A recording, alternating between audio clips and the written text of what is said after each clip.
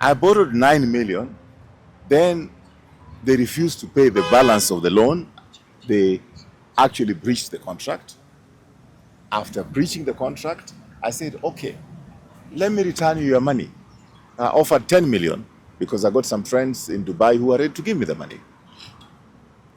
They refused. They said, no, you have to pay 12. I told them that I was not able to make it on time myself because I had prayers at All Saints Cathedral. So I was here with them briefly in the morning, but they insisted that they want to pray with me, and I appreciate that. I will still be around. I think what I'd like Kenyans to know is that I want to pay the loan, and I've wanted to pay this loan for the longest time. The problem is that the value of the land is much, much more than the money which I owe. So they have used everything possible to stop me from paying. I borrowed 9 million, then they refused to pay the balance of the loan. They actually breached the contract. After breaching the contract, I said, okay, let me return you your money. I offered 10 million because I got some friends in Dubai who are ready to give me the money. They refused. They said, no, you have to pay 12. Before I knew it, they had gone to a court in England and got judgment against me, and now they were claiming for 16 million. Then it went to 18. Then it went to 25 million US dollars. Then it went to 32, or those figures. So they don't even know how much they're claiming from me. So I went to court and they said, look, I want a court supervised process. So let the court decide, what do I owe them? Kenyans will not believe it. The court said that they dismissed my application to pay. Why should a court dismiss my application to pay? They don't want me to pay for this land because they want the land. I'd never want to talk about my private issues in public. The land is 27 acres. So the land is more valuable than what I owe them. So they want the land. They don't want the money. So that's number one. Number two, all of a sudden, they claim that they have sold my property on auction. But I got a court order stopping the auction. Before I know it, they claim they actually have a title. Right? The Ministry of Lands, the Registrar of Lands, the Minister for Lands, and Nixon Korir at Lands, they all got restraining orders that they cannot sell this land by auction before all the matters are solved. Then the Kenya country manager of the bank, when he was still in Nairobi, the one in charge of Nairobi, he said, when I was able to put the facts in front of court, and he was being now, because it was criminal that they lied, he has confirmed that the bank lied. And bank officials involved in this matter are facing criminal charges at the magistrate's court. So what I'm saying is that they have stopped the criminal case at the magistrate's court because it will emerge that the bank lied in all the affidavits and the whatever they put in the High Court, in the Court of Appeal, and in the Supreme Court.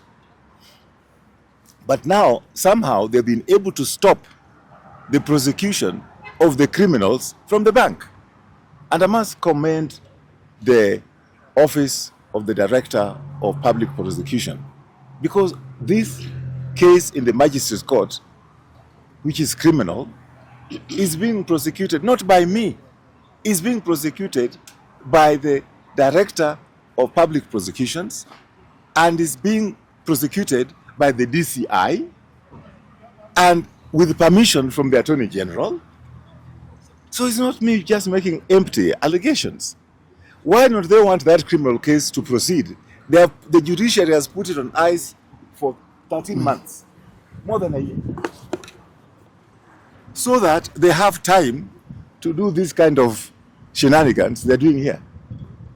You don't want me to get the evidence, which I already given, which shows that the bank are criminals. You don't want the prosecution of the criminals in the bank to go ahead, to give you time to try and get my property on auction.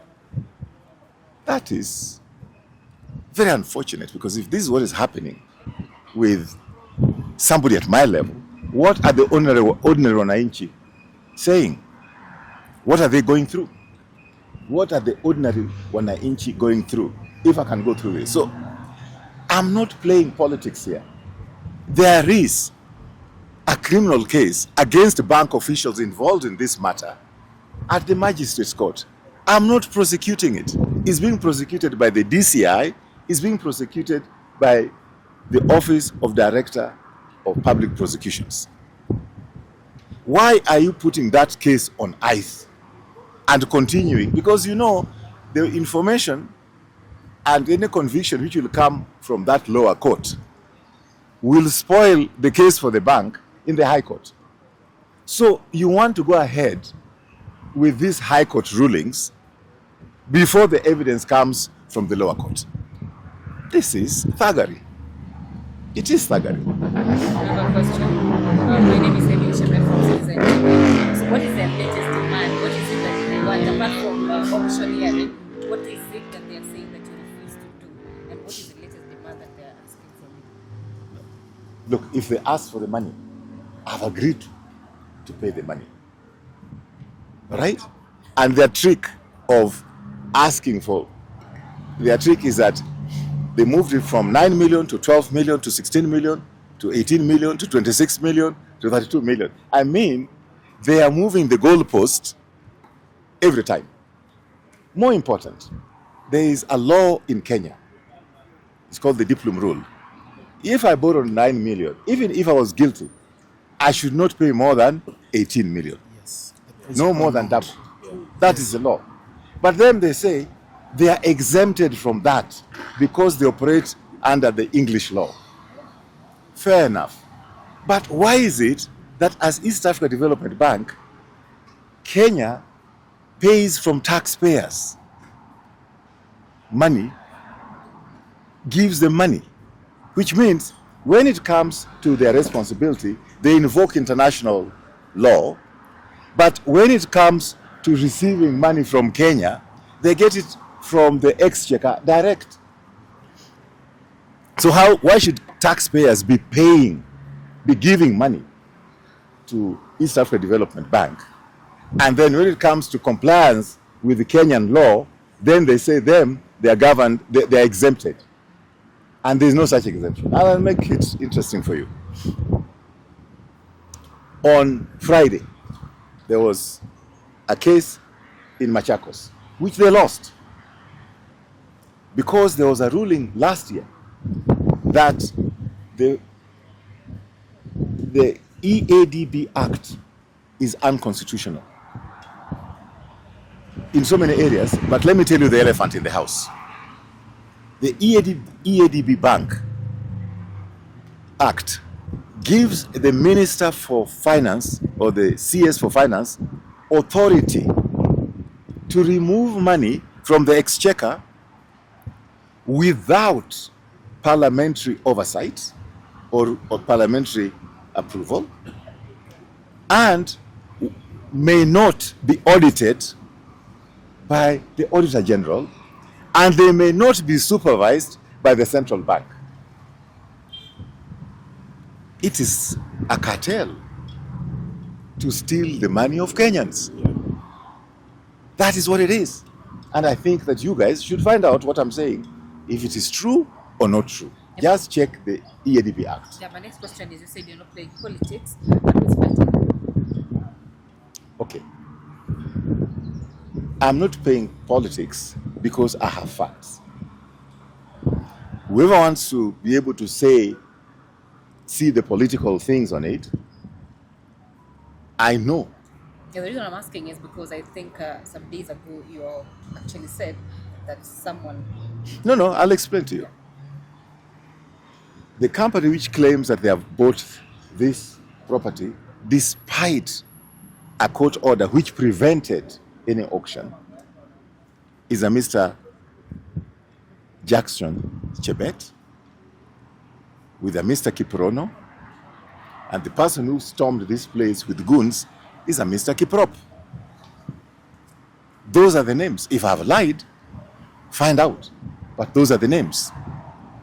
It is on record. It is in court records. It's not. I've not made up these names. If you go to the court records in this case, you will find those names. Of course, Kenyans, some are saying those are just fronts. They are fronts for who? I don't know. That is now politics. And I don't want to go there. Any other questions? Next So course of what's your action, next because plan? now, because it's locked here. Yeah, done prayers. What next? You actually expect me to tell you what my next steps are. That's part of our strategy. From this meeting, I'm going for a meeting with my lawyers who are coming in at 3 o'clock, and they'll tell me how we proceed. Fair enough. Thank you. Is there any other question? So I want to take